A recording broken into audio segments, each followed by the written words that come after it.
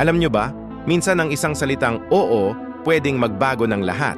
Si Junjun, nakita si Mila, ngumiti si Mila, nagsalita si Mila, at bago pa man matapos ang pangungusap niya, sumagot na si Junjun ng, "Oo, sige," nang may buong kumpiyansa.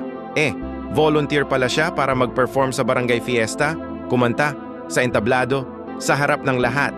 Si Junjun na hindi marunong kumanta, hindi marunong sumayaw, hindi marunong mag-anything sa entablado. Tinawag ang barkada.